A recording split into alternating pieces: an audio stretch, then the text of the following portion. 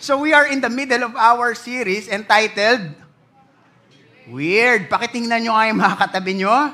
Mukha bang weird? I hope not. I hope not. Pakibati po muna natin ang mga katabi natin. Sabihin natin, God bless you today. Bawal matulog ngayon. Okay.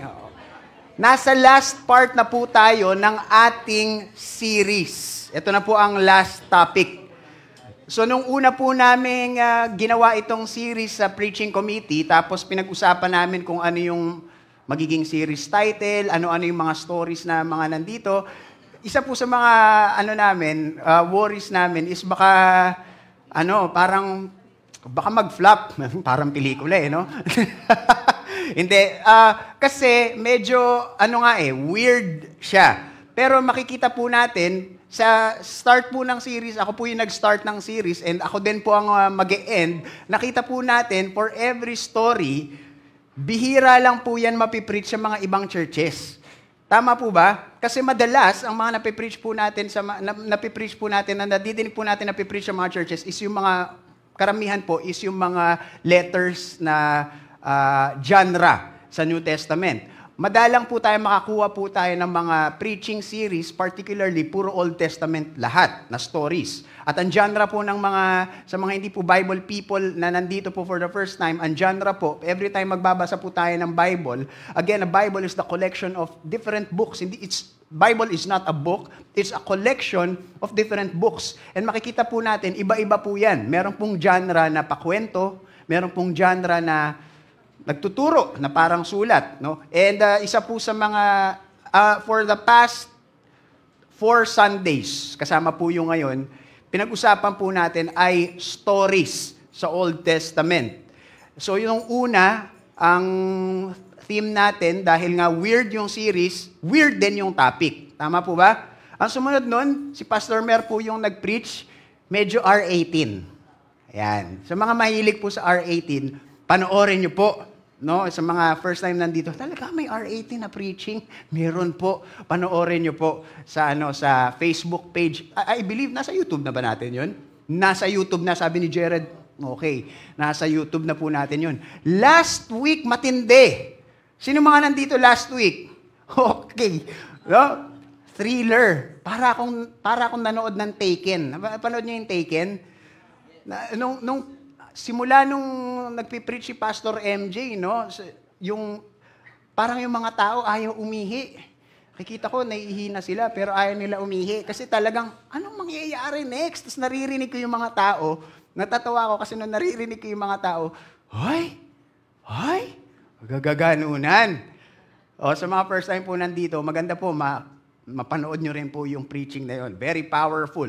May kanya-kanya po tayong mga principles for every weird stories na dinig po natin. Meron po tayong kanya-kanyang principles. Ngayon po, ang genre po ng story natin ay comedy. Ayan, para matatapos naman tayo ng medyo light. So, last week, napag-usapan natin, ano po yung napag-usapan natin? If people will do everything that is right in their own eyes, ano po ang mangyayari? It will be a mess. Tama po ba? Little compromise. Nagsa-start lang yan sa mga maliliit. Hindi naman kaagad ibibigay ng demonyo yung papatay ka ng tao eh. Nagsisimula yan sa inggit. Nagsisimula yan sa hinaharbor mo yung anger mo. Ganun po sa lahat ng mga matitinding sin. It always starts sa little compromise na hinahayaan po natin na mag-dig deep sa ating puso at sa ating isip at magugulat na lang po tayo dun sa mga consequences nun. So ngayon, ang pag-uusapan po natin ay syempre comedy. Sino po ba dito ang nakapanood na ng Toy Story? Toy Story. Kahit na anong Toy Story. Kasi syempre, Pastor, ano ba? One ba? Kahit na ano po. Sino po ba dito nakapanood na? Taas ang kamay. Ayan. Kailangan interactive tayo Ayan. Magkakaroon daw ng 5. Magkakaroon daw ng Toy Story 5. Ang Toy Story 5, kalaban na daw nila gadgets. Hindi. Seryoso. I believe yun yung sinasabi. Kalaban na daw nila yung gadgets. You know what? Ito pong Toy Story messed me up nung bata po ako. Alam niyo kung bakit? Kasi nung bata ako, kasi alam niyo yung story nito, di ba? Yung mga laruan, anong nangyayari, magpapanggap sila laruan, lalaruin sila. Tapos pagka wala na yung tao, bigla sila nagsasalita. Ito yung mga laruan na mga nagsasalita. Alam nyo, nung bata ako, after ko po yan mapanood, iningatan ko yung mga laruan ko. Pag nilalagay namin dun sa lalagyanan, kailangan nakabukas kasi baka hindi sila makahingi. Kailangan medyo nakabukas, baka wala sila oxygen. Ano pa? Minsan, pag naglalaro kami ng mga laruan, tapos nakabaligtad yung ulo, bago namin iligpit at matutulog, iayos ko yun. Kasi ang hirap nun, no? Buong 24 hours ka nakaganon, matutulog yung mga toys. So, naging ganun yung nangyari sa akin. No, so, nagkaroon tayo ng experience ng mga laruan na nagsasalita. Saan natin to napanood? Disney ba to? Disney, Pixar Disney, no? Meron kasi DreamWorks eh. Magkaibang kumpanya po yun, ha? Oh, ito, Disney, Pixar. Meron pa isa pa, hindi ko alam, ito ba, Disney ba to? Disney rin to. Pixar. Ito naman yung storya, sino naman nakapanood ng Cars? Gustong-gusto ko yung yung part 3. Parang all about discipleship siya eh. It's passing the baton, passing the torch. Ito naman ay storya ng mga kotseng nagsasalita. Siguro, no, kung yung kotse natin nagsasalita, meron dito mga ibang kotse magsasabi, "Huy, paliguan mo na ako." Hindi pa naliligo. Kasi marami po baka sa atin yung mga kotse natin, walang mali. Puro tama. Nagets nyo ba yun? Yung tatawa, mga nakagets matatalino. Okay.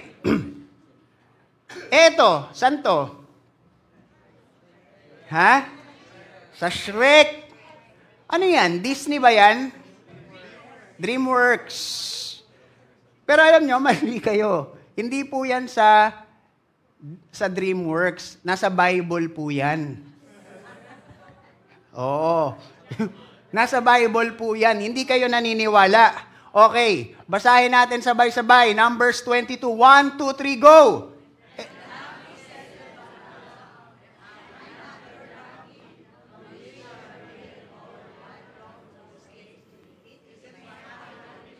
Ayan.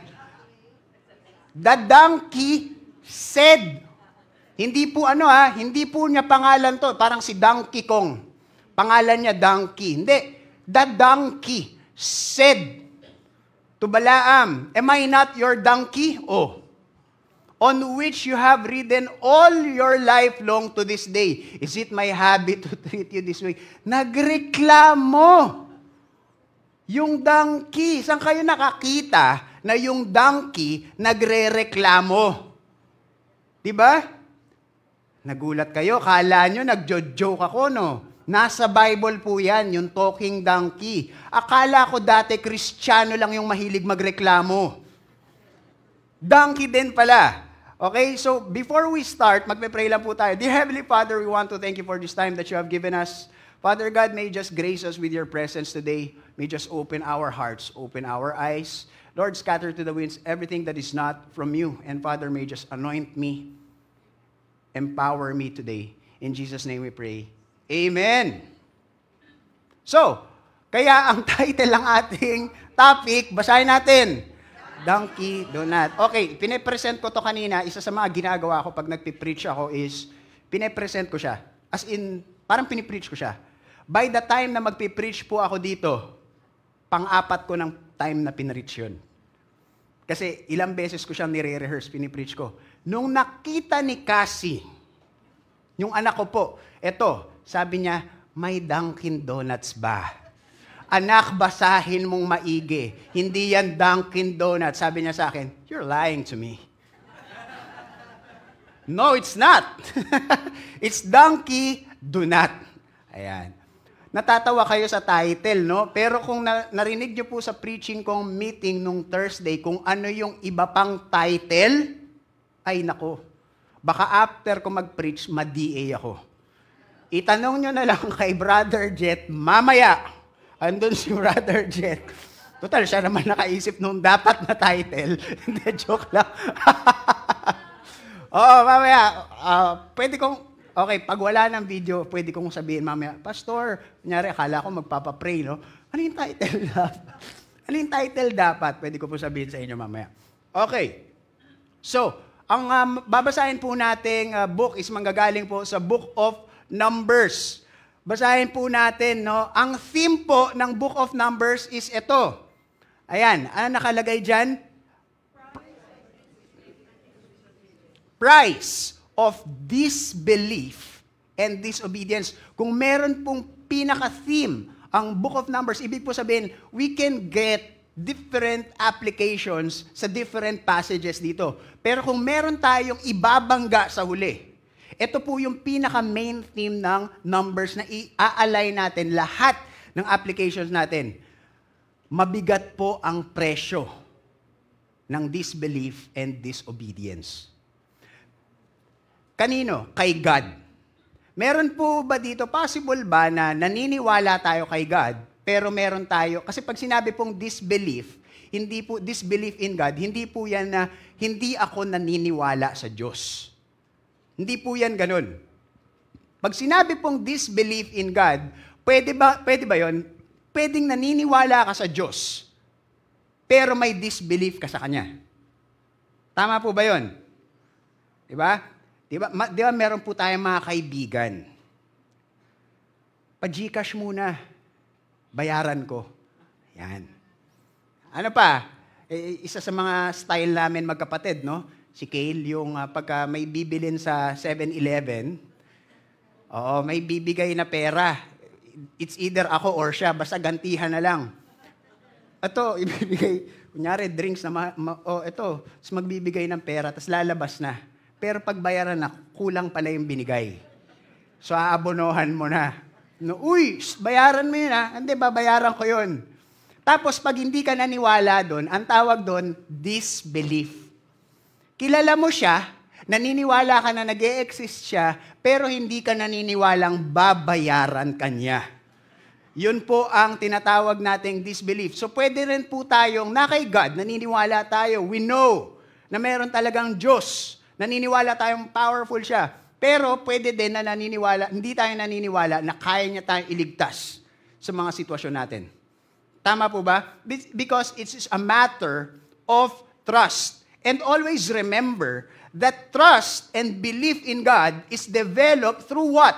Obedience. The more we obey, the more tayo nag-o-obey kay God, the more na pinipili natin, Lord, dahil sinabi mo, kahit mukhang mahirap, kahit na mukhang alanganin, kahit na mukhang imposible, pero dahil sinabi mo, susunod ako sa'yo. At makikita natin yung result or yung effect ng obedience natin kay God, it brings us faith. Mas lalo tayong tumatapang. Alam po yan ng mga Kristiyano na matatagal na sa Lord. Tama po ba? Na pag tayo, naniwala tayo sa Diyos at sumunod tayo kahit mukhang mahirap, it brings about a deeper level of belief in God. Tama po ba yun?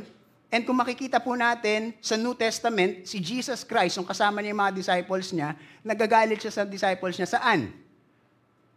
Hindi niyo ako kilala. Because you of little faith. Interesting word. Little faith. Ibig sabihin, faith can be big. At mangyayari po yun, pag magulo na yun, di ba, kailan sinasabi yun ni Lord? Pag nagkakagulo na, pero meron silang dapat na ginagawa na alam nila na pinapagawa ni Lord. Yung may bagyo, kasama namin si Jesus, dapat chill lang eh. Pero pagka nafo-focus na yung attention natin sa paligid, nafo-focus na yung attention natin sa mga nangyayari sa kapaligiran at parang imposible na nawawala yung focus natin kay God, nagkakaroon tayo ng disbelief. Okay? So kung magkakaroon po tayo ng key verses, no, or key verse dito po sa Book of Numbers is Numbers 14:22 to 23. Ito po yung time, makikita po natin later, ito po yung time na sinabi ni God dahil sa galit niya sa mga Israelites. Sabi niya, lahat ng mga niligtas ko out of Egypt, lahat po ng Israelites na lumabas galing Egypt, sabi ni God dito po sa Numbers 14, because of your disbelief, because of your grumbling, because of your disobedience, wala ni isa sa inyo, even your leader, Moses, ang makakapasok sa promised land. Ang makakapasok na lang sa promised land, lahat ng mga hindi na inabutan yung Egypt. Yung next generation. Gusto ba natin yon? Na ang makaka-receive lang ng promise ni God, yung next generation lang, hindi po tayo papayag. Tama ba? Dapat tayong lahat magkakasama doon sa promise ni God sa atin. Now, ang numbers po, kung meron tayong isa sa mga iiwan ngayon or iuuwi natin dito sa ating passage ngayon is that when God says something, naalala nyo pa yung one-point message natin nung first nating topic? Sino nakakaalala? Anong kasunod nito? When God says something, sa mga nagno-notes, when God says something, ito po yung same one-point message na ginamit po natin doon pong first topic natin, yung dalawang prophet na may lion at donkey na May donkey na naman, ano? Oo, may donkey na naman. Mahilig talaga sa donkey si Pastor Paul. When God says something, it endures time and testing. We'll bring it to full circle dito sa story na to. So sa Book of Numbers po, meron po yung tatlong division. Number 1 is the preparation. Chapters 1 to 9 sa Mount Sinai, 20 days. Ito yun after po nilang umalis sa Egypt sa mga people who are first-timers here at hindi po kayo Bible person. Ang nangyari po, we are talking about the history of Israel. Nagkaroon po ng time na for 400 years, sinakop po sila ng Egyptians. Hindi pala sinakop, kinuha sila ng mga Egyptians. At doon na sila dumami at naging slave sila ng mga Egyptians. Until the Lord delivered them. Nakaalis sila doon sa Egypt. At anong nangyari? Napunta sila sa Mount Sinai. Nagstay sila doon, nag-camping sila for 20 days. Sino dito naka-experience na mag-camping? Yan, mga youth. Diba, malapit na naman yung camp. Kailan ba ang camp?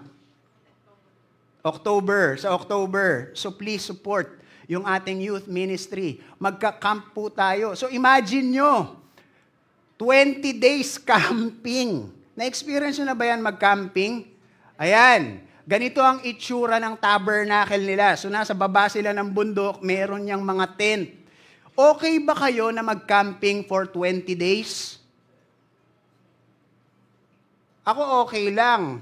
Kung ganito yung itsura ng tent. Diba?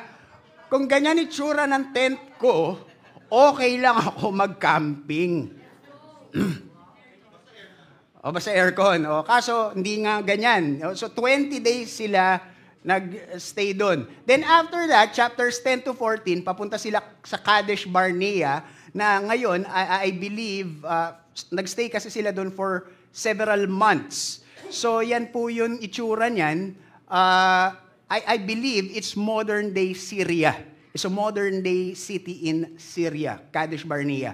Ang nangyari po kasi dyan, after silang iligtas ng Lord galing sa Egypt, is nandun sila sa Mount Sinai. Pinrepair lang sila ni Lord, gumawa lang ng batas si Lord, ng parang constitution para i-establish sila as a nation. Pagkatapos, pinapupunta na sila sa promised land.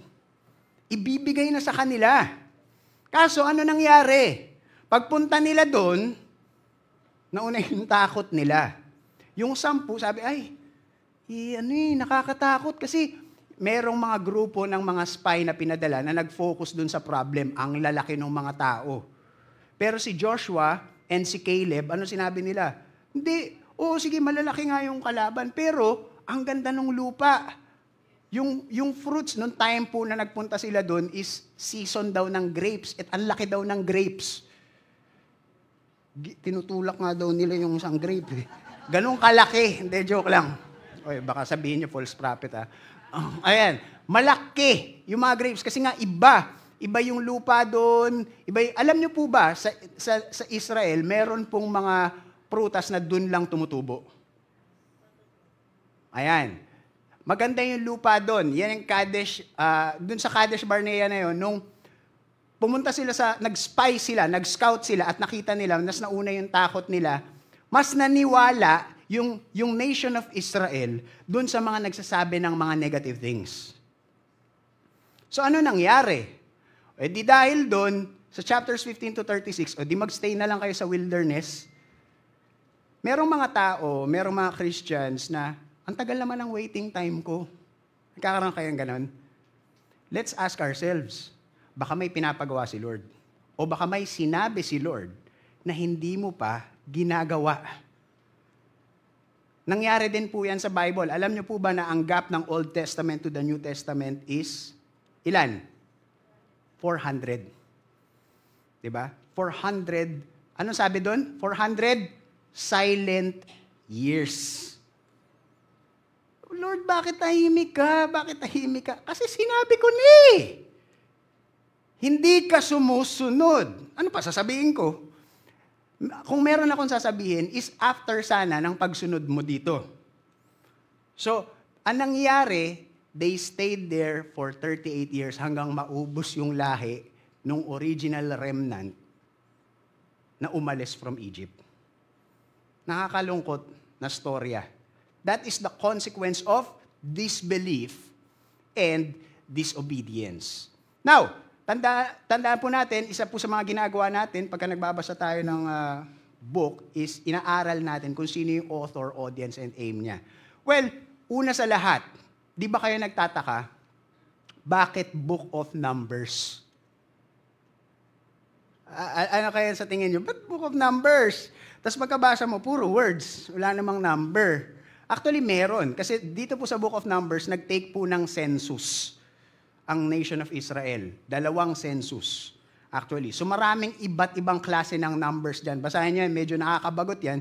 Sa mga goals na nagbabasa ng Bible at binabasa nila cover to cover. Ako nandito ako, katatapos ko lang sa Leviticus.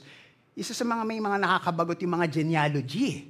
No? Yung mga bilangan ng mga, ito yung nasa lahi ni ganto, sa lahi ni ganyan. And sa totoo lang, nung youth ako, ginagamit ko rin tong pick-up line. Di ba?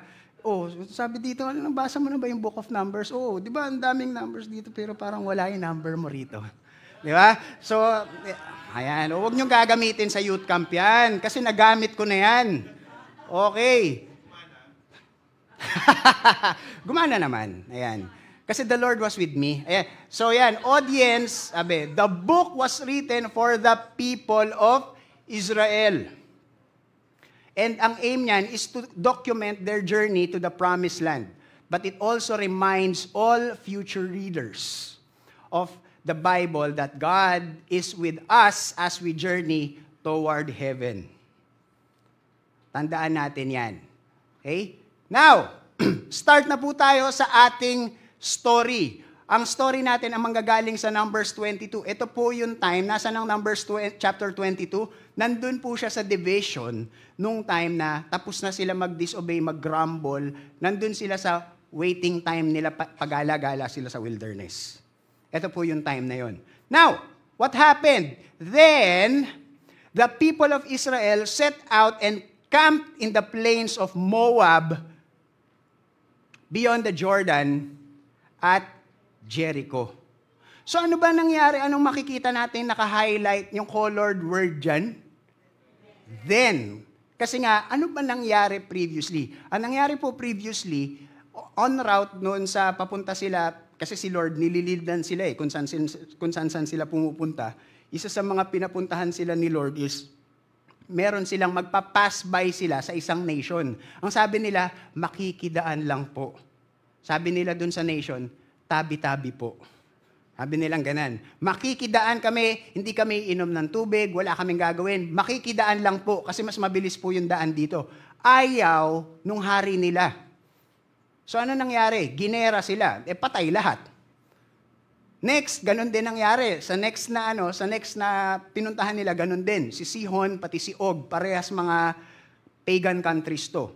Nilabanan sila. Ngayon, natalo nila lahat yun because the Lord was with them.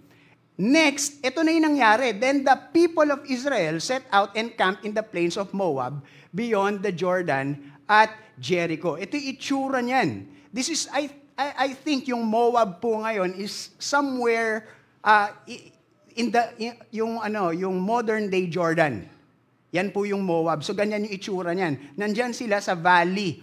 Siguro nung time na yan, yung Moabites at yung king ng Moab, nandun sila sa mas mataas na lugar, since valley po yun, nakita nila kung gaano kadaming mga Israelites.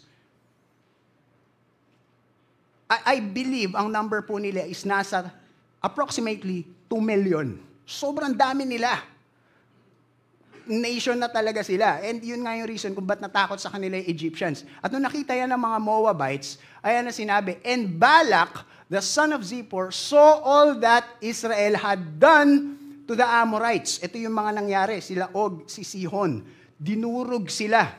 Tapos alam din niya yung nangyari doon sa Egypt, di ba? And Moab was in great dread of the people because they were many. Moab was overcome with fear of the people of Israel. Kinabahan sila. Shucks, ang dami nila. Tapos nabalitaan nila, tinalo yung mga Amorites. So, verse 4, sabi dyan, and Moab said to the elders of Midian. Now, sino ba to? Yung Moab, nation siya. Tapos yung Midian, nation din yan. Now, bakit meron kasi silang mga alyansa. So Moab said to the elders of Midian, this horde will now lick up all that is around us, as the ox licks up the grass of the field. So Balak, the son of Zippor, who was king of Moab at that time, sent messengers to, kanino? Balaam, the son of Beor, at Pethor. Alam niyo po ba, kung titingnan natin sa mapa, kung gaano kalayo yung Pethor sa Moab, sobrang layo. Diba? Which is near the river in the land of the people of Amau. To call him saying, behold, a people has come out of Egypt, they cover the face of the earth, and they are dwelling opposite me. Kinakabahan siya. Now, si Balaam, sa mga hindi po nakakaalam, sikat na propeta to or oracle reader. Paano ko nalaman na sikat siya? Kasi yung layo ng Pethor to Moab is 400 miles. Alam niyo kung gaano kalayo yun? Okay, ganito. Pag kinonvert po natin sa kilometers yun, mga nasa 643 kilometers po yun. No, ang galing ko sa mata, no? Hindi, kinumpute ko na bago ko inaral ko eh. Ito mula po Alabang hanggang Legazpi. Sino po nakapunta na ng Bicol? Legazpi City. That's just 400 kilometers. Malayo pa. Kulang pa ng 200. Ako po nagpunta akong Bicol. Sumakay ako dati nung may terminal pa dyan. Pagsakay ko ng bus na po yung sinakyan ko meron pong pirated DVD ng Rambo. Napanood ko yung Rambo 1, pagkatapos 2, tapos 3, tapos 4. 1 na ulit Wala pa kami sa Bicol. Ganon siya kalayo. No? Ganon kalayo. Imagine, para puntahan nila yon, ibig sabihin, ganon yung takot nila. Because they heard, na una, nakita nila. Ang dami. Tapos, nalaman nila yung nangyari sa mga Amorites. Tapos, alam din nila. Kasi nung time na to, I think, current events, superpower po kasi nung time na to ang Egypt. Tapos, pinabagsak nila. So, sinabi dyan, alam nila yung storya. They covered the face of the earth and they are dwelling opposite me. Kinakabahan ako. Papuntahin na natin si Balaam. Sige, yung sikat na propeta yun. Bakit? Ba't kaya nila kailangan si Balaam? Sabi dyan, verse 6, come now, curse these people for me. Since they are too mighty for me, perhaps I shall be able to defeat them and drive them from the land. For I know that he whom you bless is blessed, and he whom you curse is cursed. Sabi niya, hindi ko kaya ng pisikalan Spiritualan tayo. Yan. Nagkaroon na tayo mga ganyan storya, no? Nung hindi ka pinansin, binasted ka kasi sabi, hindi ka pogi. Dinaan natin sa fasting. Pero wala pa din. Hindi, joke lang. So, sabi dito, for I know that he whom you bless is blessed and he whom you curse is cursed. Ang taas ng accuracy rate. Ang tindi ng propeta na to, Ang tindi ng propeta na, yung oracle reader na to, na pag sinasabi niya, nagkakatotoo, sobrang kilala siya, na biro mo, yung legend niya, nasa 400 miles radius. Ganon siya kasikat. Now, ang nakakatawa dito is, parang ang gusto nang mangyari, anong gusto mangyari ni Balak? Si Balak, nagkaroon siya ng balak. No? Ano yung balak niya? Ang balak niya is papuntahin tong propeta na to para i-curse yung Israel, para ma-curse, para matalo niya. Yun. Di ba? Parang galawan ng mga ibang Christians, di ba? Na parang, in the name of Jesus, akin yan. Di ba? In the name of Jesus, akin to, I claim it. Oo. Sabi ni Lord, tika, di ka nagpaalam sa akin.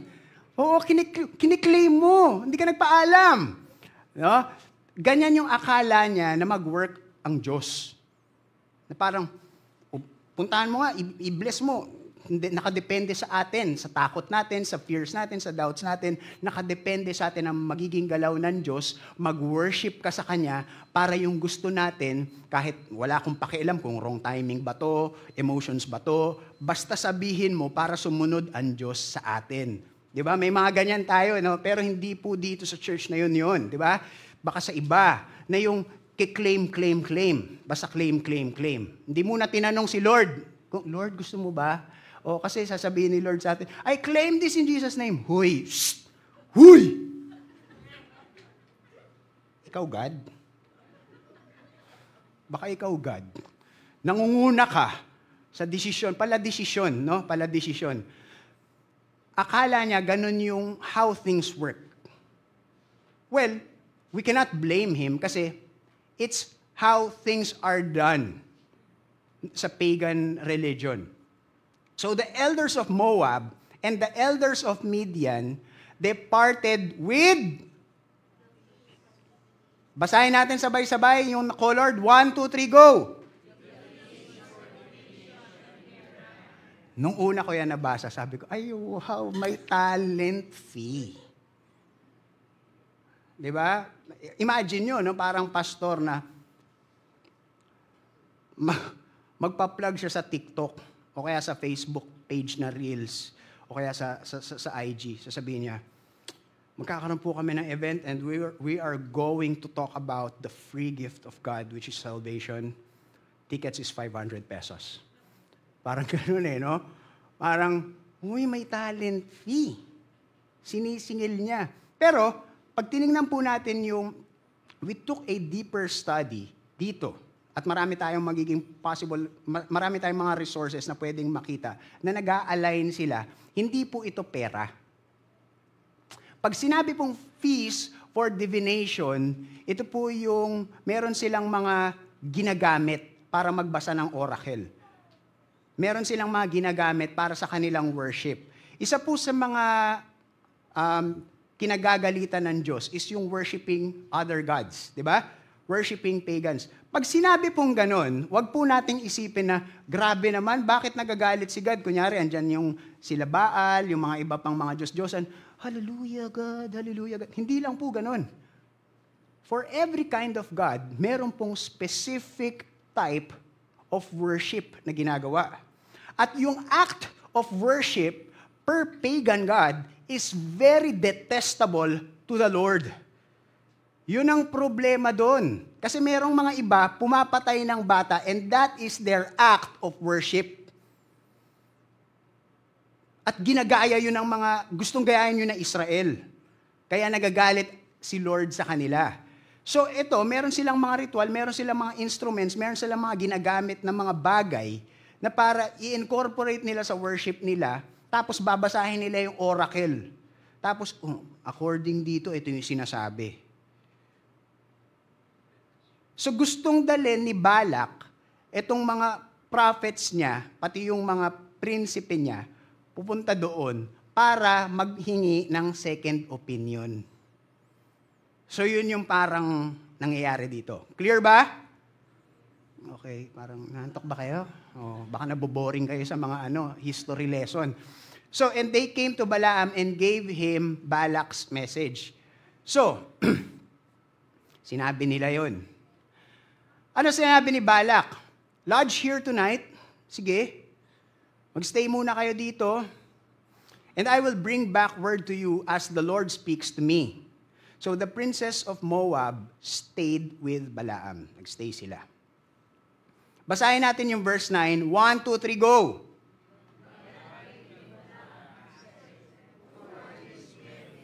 Okay, very interesting dito. Wordplay. Let's have a wordplay dito.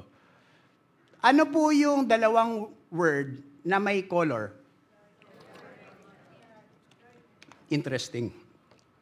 Alam niyo po ba, sa original translation, yung Lord, pati yung God, sa original translation yan, parehas na word yun. In Hebrew kasi to kasi since this is Old Testament, it's Hebrew or Aramaic. Hindi po siya Greek, no? Hebrew or Aramaic siya dahil Old Testament siya. Yung word po ng Lord, pati ng God, parehas po yan ginagamit para patungkol kay God. Si God natin, the one true God. If you have your Bibles with you, sa mga meron pong may Bibles dyan, kung titingnan nyo yung Bibles nyo at titingnan nyo sa Numbers 22, verse 8, makikita nyo yung Lord dyan is may capital L. Capital L siya. Diba? Bakit po? Lahat po meron po kasing Lord na hindi capital L. English word. Kasi iba po yung meaning niya. Kahit same English word na ginagamit, magkaiba po yung original translation niya. For the specific word here na Lord, pag tinignan po natin yung original translation niya, doon po sa mga merong tools, Bible tools, it's Yahweh. It's the personal name of God in the Old Testament. Pag sinabing si Yahweh, kilala yan ng lahat ng nation, He is the God of the Israelites. Si Yahweh. Yung word na God is word Elohim. Okay? Ginagamit din siya parang formal name siya. Parang ganito. Ako po, Paul. Yun yung personal name ko. Yun yung parang Yahweh. Pero pwede niyo po akong tawaging Pogi as a pastor. So, yun po yung Elohim. No? So, yung Lord dito, ang point ko po dito is, kilala ni Balaam kung sino yung kakausapin niya. Yung mga Hebrew ba, mga ano ba yan, Israelite? Si Yahweh yan. Sige, kakausapin ko si Yahweh. Tapos, tingnan ko kung ano yung sasabihin niya. Siguro, sa mind niya, pwede niyang gawin yung ginagawa na gustong pagawa sa kanya ni Balak. Kasi nga, yun naman yung ginagawa talaga ng mga pagans. Mga pagano. So, ang gagawin nila is, imamanipulate nila yung mga gods. Ang point dito is, meron silang gustong mangyari. At meron silang gagawing certain act of worship para makuha nila yung gusto nila. That is how it works sa mga Diyos-Diyosan nila. Dahil wala naman talagang Diyos-Diyosan. So, yun yung nangyayari. Now, si God, which is Yahweh, came to Balaam and said, "Who are these men with you?" Ang matindi dito, nakakausap niya talaga si God. Diba? Hindi ito some kind ng bulaang propeta na parang nag-aalbularyo lang na hula hoops. No? Talagang nakakausap niya. Yung kung sino-sino. Hindi ko alam kung sino-sino mga Lord nakakausap niya. Baka drug Lord, kung ano-anong Lord. No? Pero nakakausap niya talaga, si God.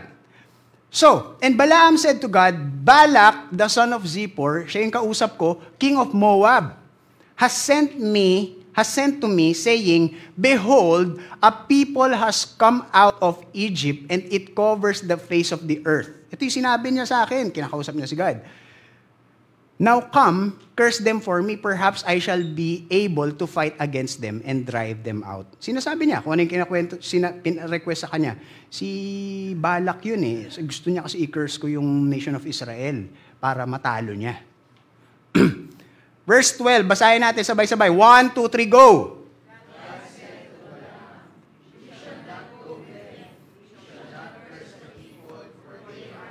For they are blessed. Wag.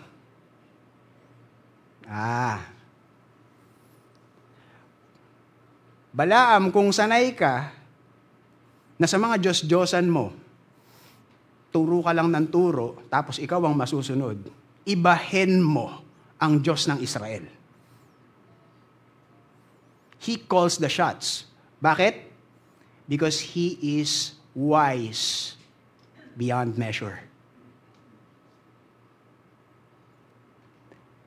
Hindi ba yun affirming sa atin? Na pag may hinihiling tayo sa Diyos, hindi kaagad siya mag-yes kahit magpakaawa tayo. Kahit, Lord, magpa-fasting ako, 40 days ka, 41 ako. Sabi ni Lord, ay wow, sige, ibibigay ko na. Ang maganda kay Yahweh, sa God ng Israel, sa God natin is, He acts in His sovereign wisdom and His sovereign goodness. Ang ganda no? Na kung gagalaw ang Diyos sa buhay natin, ang motivation nun is His love, His goodness, and His wisdom. So akala niya siguro, mamamanipulate niya. Pero kung meron tayong kailangan maunawaan, it was the Lord, Exodus pa lang, yung mga previous books pa lang, yung mga previous pang mga nangyari, sinabi na, wala pa nga yung Israel wala pa nga yung nation of Israel Sinabi na yun ni God. Ano yung sinabi ni God? I will bless this nation. Pinrapisay na yan. So, hindi pwede na kahit na sino-sino ang magbabago ng sinabi ng Diyos. Bakit? Dahil lagi nating tandaan that when God says something, it endures times and testings.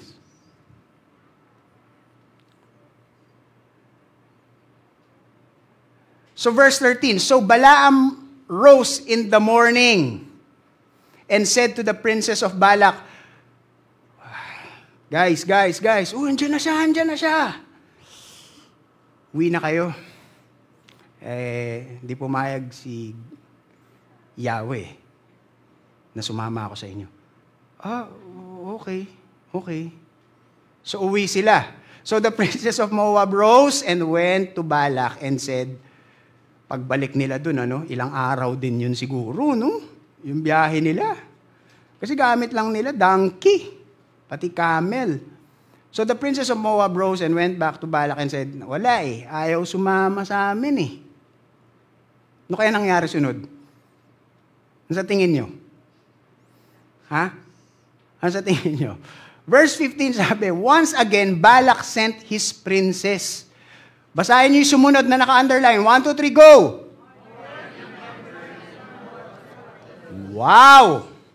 More in number and more honorable than this. Parang, more honorable? Nung tiningnan natin, yung word na honorable, ano ibig sabihin yan sa original translation? Dalawa. Yung una muna yung sasabihin ko. Yung una, much more dignified. Pag sinabing dignified, mukhang kagalang-galang, Siguro kung yung iba nakaganon, yung iba talagang nakaganon, Parang, siguro, hindi ka kasi mukhang kagalang-galang Hindi ka na naman nag-ahit. Yung may panis na laway ka pa dito. Huwag ka na sumama. Kayo, liga. Mas pinasama yung mas mga mukhang kagalang-galang mga nakaganon, Mga nakaganon, mga mas pinasama. Pero isa pang word na ginagamit. Heavy. Okay, this is not a figure of speech, Pag tiningnan nyo talaga, kung saan pa siya lumabas. Yung honorable na to, yung Hebrew word na ginamit dito sa honorable, kung titingnan natin kung saan pa siya ibang lumabas na passages sa Bible, interchange siya sa word na heavy. Not figurative, as in heavy. Literal. So hindi ko alam na malalaki ba katawan, mga bouncer, papuntahin mo to, nakakatakot mukha nito eh. Malaki. Papuntahin mo doon, tingnan ko kung umayaw pa mga Balaam. 'Di ba? Hindi ko alam. Pero yun yung sinasabing word doon. Hindi sumuko si Balak, pinapunta. Sige, punta ka. And they came to Balaam and said to him, "Thus says Balak." Sabi nung mga, kasi dumagdag in number eh. Hindi naman nila pinalitan, di ba? Yun number, pinadagdag. Siguro may mga nabawas, natulog na sila, nagpahinga. Pero yung kasama ulit, ay, mabiyahe ulit. Ang layo nun! Di ba? So bumalik sila. They say, thus says Balak, the son of Zippor, let nothing hinder you. Yan, sinabi niya. Ito yung pinasabi niya. Ano bang naghihinder sa'yo? Ano bang gusto mo? Yan na. Ubuhin mo lang. iPhone. Ano bang hinder sa'yo dyan? Ano ba? Gusto mo bang kasikatan? Alam ko sikat ka na, 400 miles radius yung kasikatan mo. Gusto mo 1,000. Great honor. Ano ba? Hindi ko alam. Ano bang gusto mo? Mukhang sa estado mo, mukhang kasikatan yung gusto mo eh. Di ba? So let's curse these people. Ano ba? Sabi mo sa akin, ano bang gusto mo? Sabi dyan, verse 18, but Balaam answered and said to the servants of Balak, ano bang gusto mo? Kasikatan? Hindi, pero kung bibigyan mo ako ng pera na puro ginto, di ba, at silver, kung bibigyan mo lang naman ako, no? Pero kahit ibigay mo yun, hindi ako sasama sa'yo. Medyo may, parang, kung titingnan mo yung ganito, parang, wow, napakabayani. Ay, ayaw niya, kahit daw bigyan pa daw ng house full of silver and gold, I cannot go beyond. Mukhang mukhang, wow, shucks, this holy and righteous guy. Wow. Ano ba sinabi ni God? Huwag ka sumama. Dahil hindi mo sila i-curse. So pinabalik. Ano ba gusto mo? Kasikatan ba gusto mo? Sabi ni Balaam, kung bibigyan, hindi man nakasikatan, pero kung bibigyan naman ako ng ginto at silver na, kadami, parang bahay, di ba? Pero, ano dapat sinabi niya dito? Hindi na, di ba? Pero, ito po yung nakakatawan sumunod, no? So, sige, tatanungin ko ulit. Si Lord, no? Baka magbago. Baka magbago, Basta alam mo na, hindi ko sinasabing ginto at silver, Hindi ko sinasabi, Diyan lang kayo, tatanungin ko ulit, Si Lord. Akala niya, mamamanipula niya si Lord. Marami na pong Christian leaders ang nagbadya na gawin yun. Hindi sila nagtagumpay. So ito, nagtanong ulit siya sa Lord. And God came to Balaam at night and said to him, basahin natin yung colored, 1, 2, 3, go!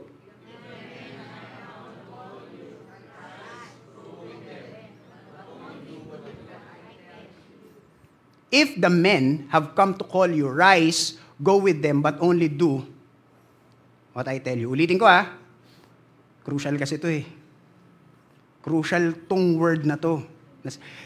Every time may sasabihin si God, crucial yung details. Okay?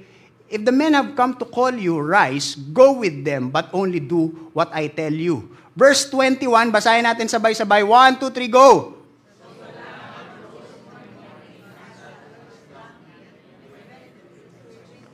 Okay.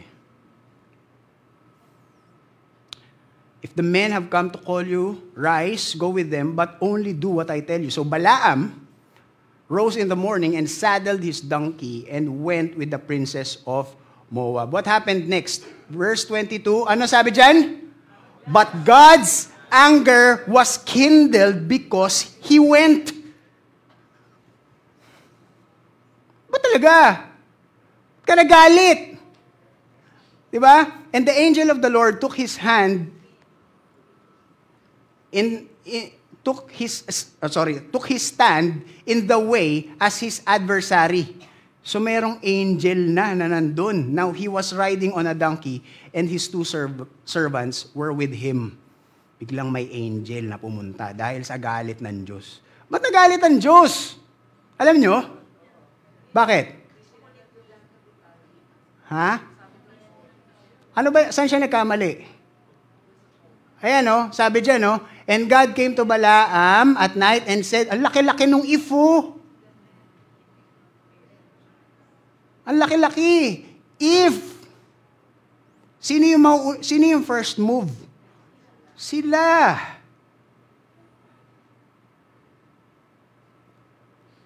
Siguro naiisip niyo, siguro pag yung tent ko, ang daming gold and silver. Minsan, no, may sinasabi si Lord sa atin, hindi tayo masyado nagpe-pay attention, baka masyado tayong focused dun sa gusto nating output na pag nag-yes si Lord, pam. We are then deceived by God's word mismo. So Balaam rose in the morning, kailangan, di ko alam pero ang ine-establish dito ni God is that ang authority is sa Kanya.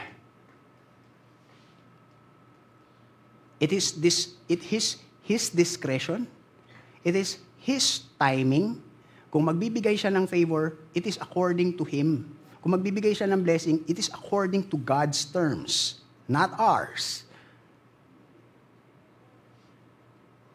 So Balaam rose in the morning and saddled his donkey and went. So, yun na.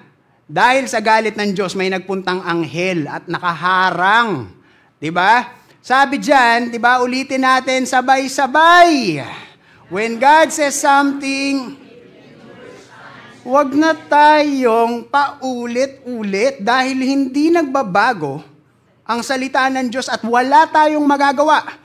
Kahit magmakaawa tayo dyan, kung gumagana yung mga paiyak-iyak natin sa iba nating mga kaibigan, kung gumagana yung mga paiyak-iyak natin sa mga iba nating friends, sa mga family members, kay God, kung anong sinabi niya, yun ang masusunod dahil siya ang boss.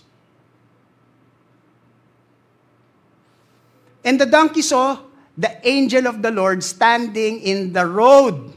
Kita nung donkey, shucks, may anghel. Ayan na. Diba? With a drawn sword in his hand, and the donkey turned aside out of the road and went into the field. No, papunta sila. No, inihingi ko, meron na kasi ako nakitang story ni Rafa sa IG, yung meron daw tayong mga partner, no, na pagka magkahawak, yung hindi straight maglakad.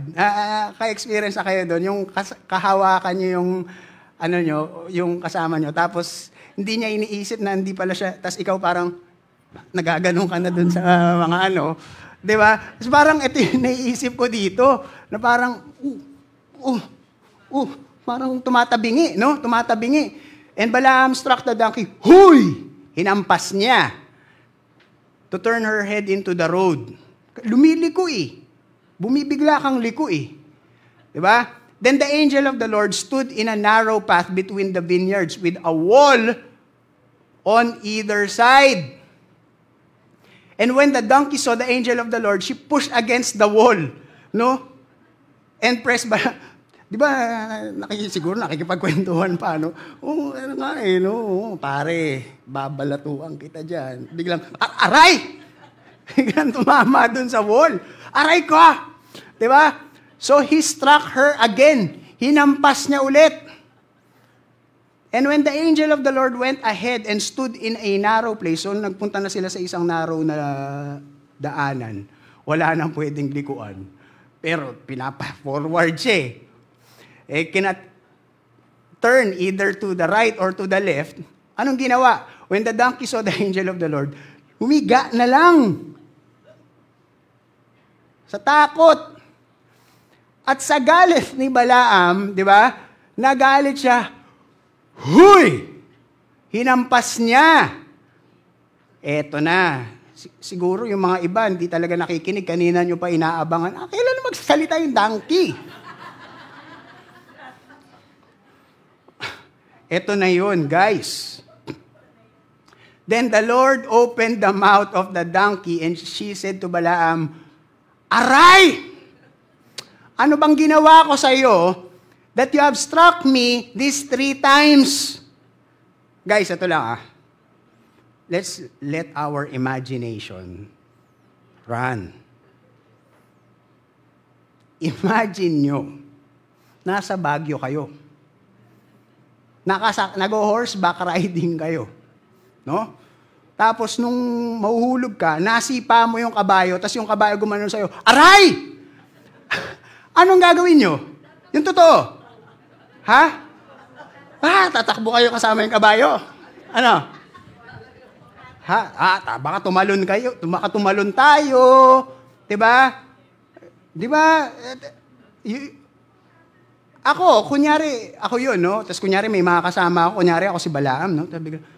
Pagkahampas, "Aray! Ano ba? Bakit mo ako pinapalo?" Una kong gagawin, sino yun? Kasi baka namamalik mata ako Baka pagod na ako Sino yun? Tapos sumagot yung donkey, no? Ako! Gaganon ako, parang yung kay Joey De Leon. Baka tumili ako. Tapos,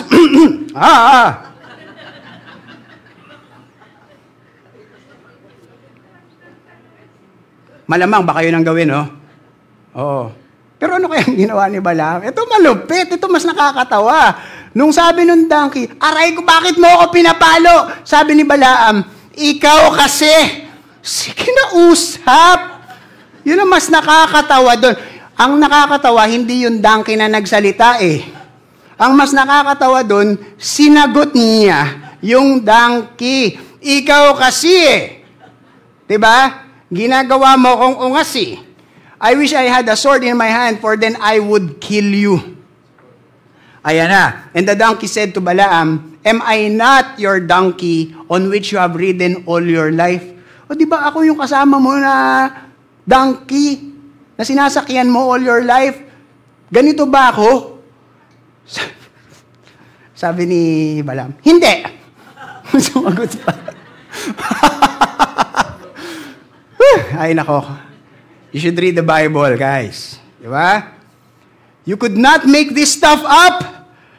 Kung ikaw gagawa ka ng book na magpapatunay ng isang iisipin mo, isusulat ba nila to?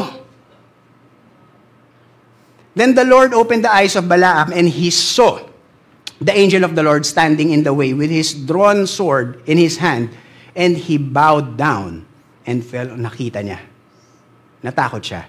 And the angel of the Lord said to him, "Why have you struck your donkey these 3 times? Behold, I have come out to oppose you because your way is perverse before me.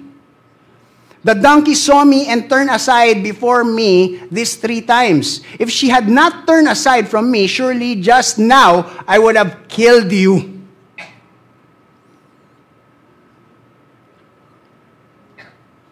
Tapos biglang siguro sabi ni Balaam sa donkey niya, Then Balaam said to the angel of the Lord, "I have sinned. For I did not know that you stood in the road against me. Now therefore," "if it is evil in your sight, I will turn back." Alam niyo kung dito na sana natapos yung storya. Ang ganda sana.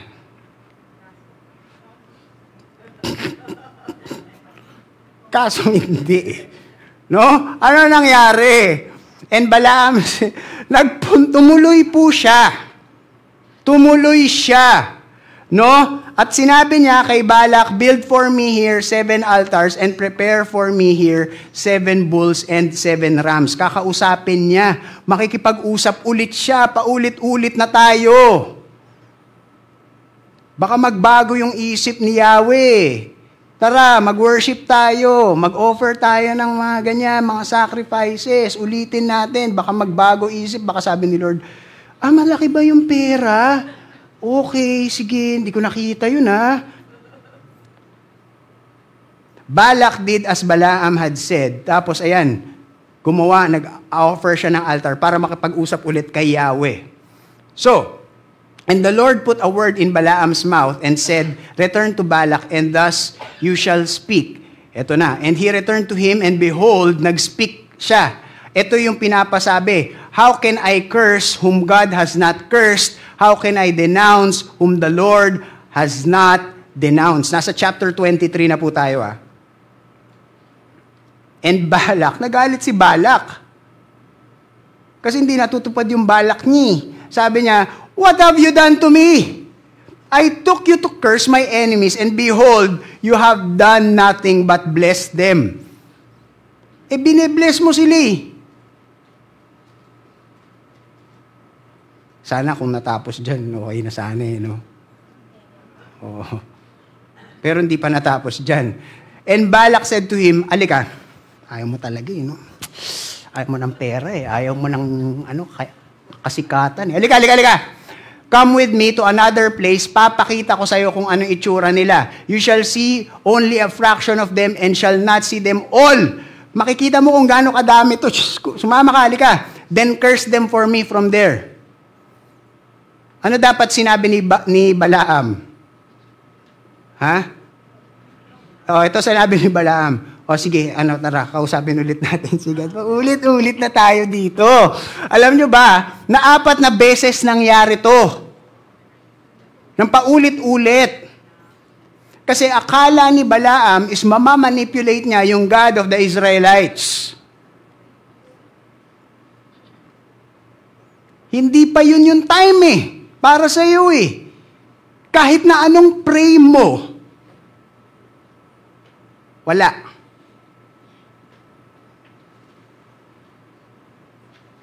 Trust God's timing. So sinabi sa kanya ni God ito, God is not man that he should lie, or a son of man that he should change his mind. Although meron tayong mga naririnig na ganyan story. Diba? Siya na daw Sabi ni God, after 2 years, naghiwalay. Bago ka na? Oo. Sabi ni God, hiwalayan ko daw yun. Ito daw talaga. Nagkakamali si God. Sabi ni God, nung nag-away, shucks, mali. Nak, hindi pala. Sorry. Hindi ko nakita. So,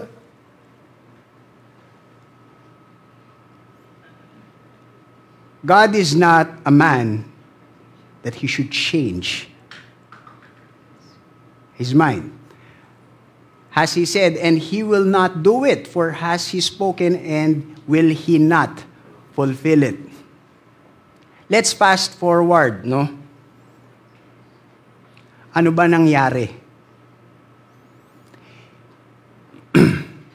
Ang nangyari po is, natapos sila sa ganun. Na ulit-ulit nag-i-inquire, the same answer they got. Because when God says something, it endures times and testing. What happened after? Kung makikita po natin sa Numbers chapter 31, nanggaling tayo sa 22, tapos binasa natin up to 23, chapter 31, let's read all together. 1, 2, 3, go!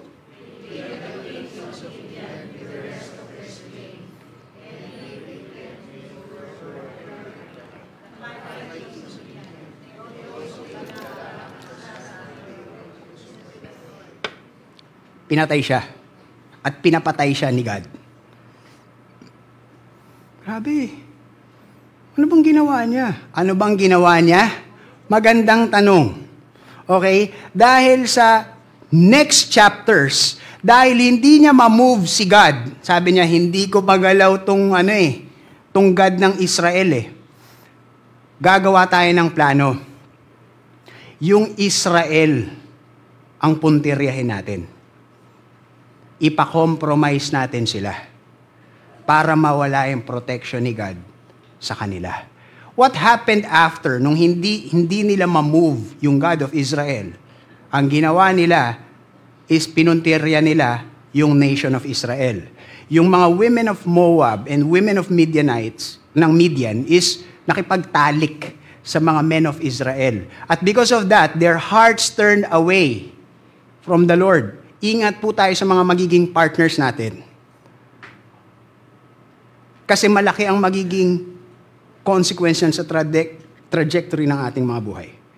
So, what happened? Because of that, nagkagulo-gulo. At dahil doon, nagkaroon po ng plague. At ang daming mga Israelites ang namatay because of that.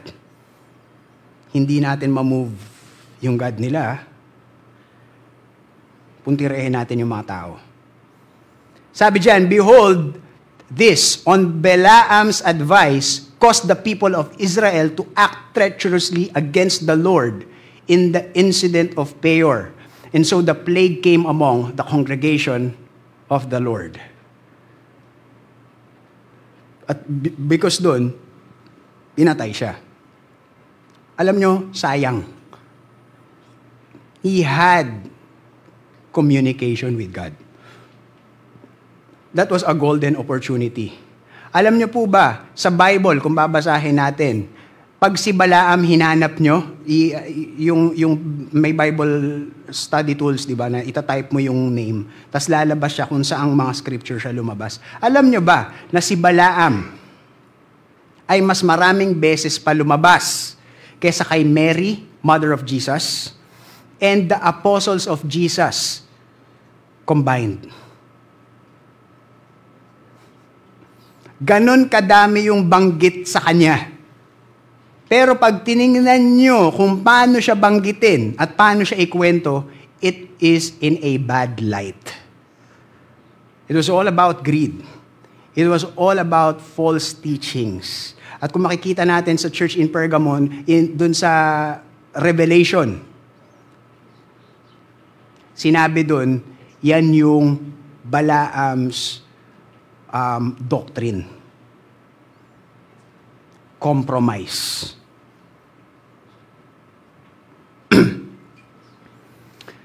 As we end our series, ito po ang gusto kong maging tumatak po sa ating lahat. No? Last week, nakita natin yung impact pag ang tao is nawawala sa counsel ng Lord. At ginagawa niya yung mga decisions niya sa buhay according to what is right sa kanya. According to what feels right. And nakita natin, it was a mess. We have two choices right now. We could be like Balaam, na meron tayong golden opportunity na we are in a ministry right now that God is speaking to us at nagagamit yung communion natin with the Lord at we are serving the people and we are serving the Lord right now. Pero pag nagpatuloy tayo sa path of disobedience, not only it will ruin our reputation, it will destroy our lives.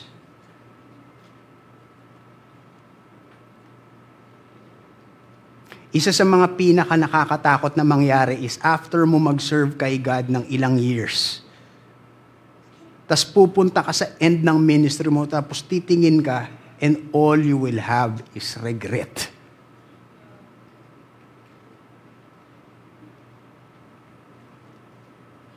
And it could be tayo yung nation of Israel. Right now, pwedeng reklamo tayo ng reklamo. Lord, parang wala kang ginagawa. Lord, nakalimutan mo na yata ako. Lord, busy ka na yata sa prayer nila eh. Nakalimutan mo ko. Lord, nakatenga ako dito ha. Tandaan po natin na habang nangyayari tong storyang to, ang Israel ay nananahimik, nagkakamp sa Valley of Moab. What is my point here? It may seem like walang ginagawa si Lord, pero may ginagawa siya. We just have to wait.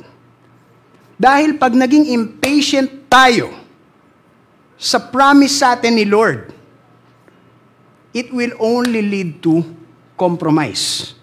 Alam po ba natin na ang sin is nanggagaling sa ungrateful heart? Sabi nga, di ba, ang one way para ma-avoid natin yung sin is maging thankful tayo. Bakit?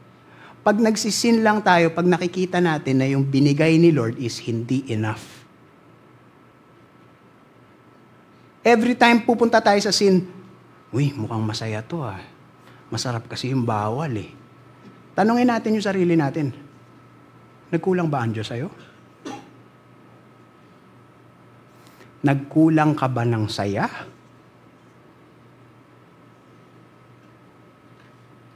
Tandaan natin, yung ino-offer sa atin ng enemy is post-paid. Masaya ngayon, pagbabayaran mo after. Ang binibigay sa atin ni Lord is prepaid. Wala ka nang iisipin pag nag-e-enjoy ka. Kasi bayad na.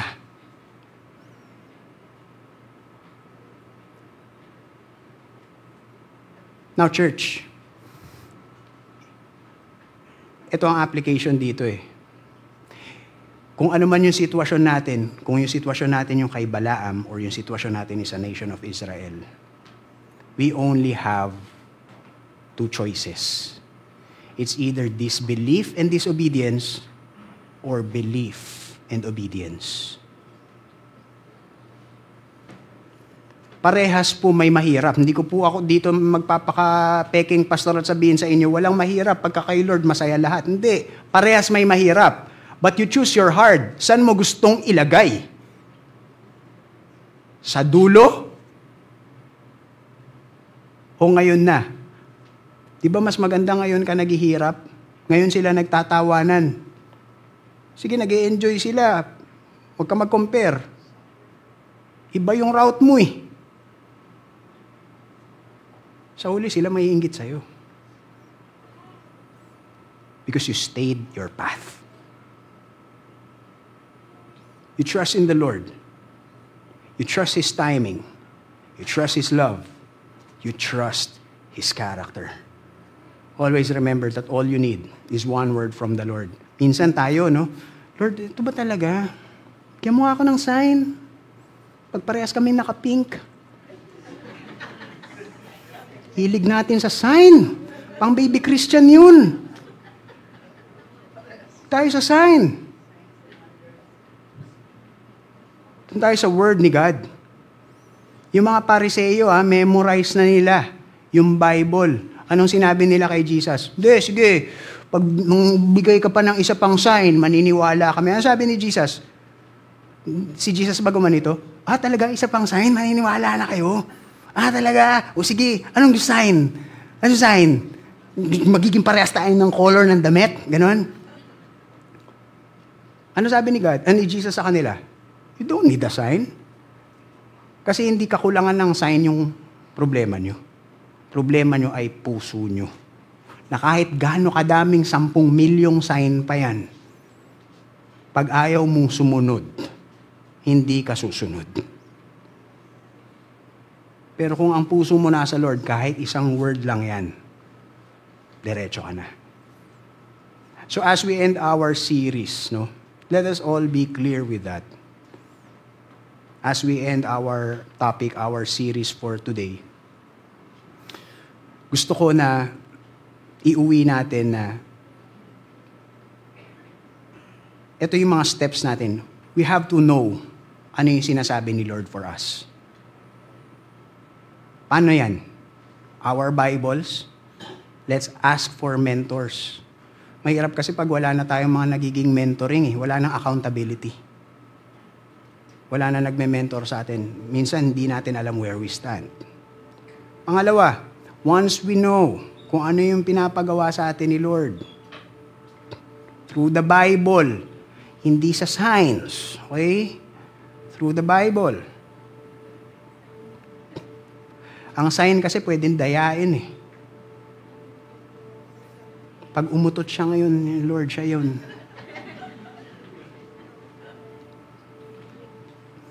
Once na nalaman natin yung pinapagawa ni Lord, next, we stick to it. Because we don't know what hangs in the balance in our obedience kay God. It could be a life of fulfillment or a life of regret. And the choice is ours. Dahil hindi naman mamimili si God eh. Mamimilit si God sa atin. And let's find a community. So for the people who are here for the first time, knowing God is not a one-man journey. You will need a community. And para sa mga nandito ngayon, we will have our Win Group Sunday today, after this. Tingnan natin na ang church is not a weekly event na we attend. It is a community na magtutulungan tayo that we can be accountable with one another. Ito yung mali ko, dito ako nagsastruggle, help me. Let's be open. At humingi tayo ng tulong. Let's be humble. So that, ma-experience natin yung life. Masyado kasi tayo nagmamadali eh. Minsan pag nag-share tayo, uy, pupunta ka ng hell pag di mo si Christ. Yes, that's part of it. Heaven is part of it. But we have to understand na meron tayong present lives. And the life with the Lord is the only path where you can experience true fulfillment in life. I'm not gonna sell heaven. I'm gonna sell the Jesus experience habang buhay pa tayo. So let us trust and obey. Dear Heavenly Father, we want to thank you for this time that you have given us. Father, thank you for the series na binigay mo sa amin. And as we end our series, help us remember, Lord God, na kung ano yung word, yung mga promises mo sa amin, it will come to pass. Ang magiging challenge lang sa amin is yung disbelief namin, and it could be caused by a lot of factors, but Lord, help us fix our eyes on you. So that, mawala yung disbelief sa amin and we can obey you. And as we obey you, Lord, we will know you better, deeper, so that yung love namin sa'yo is lalong lumakas. Help us be a church who will love you more than anything else. In Jesus' name we pray. Amen. Next week po, series break po natin, and sa mga naka-attend po ng Synergy, we will have a guest speaker, si Pastor Ruther, next week dito. So hope to see you next week. God bless everyone.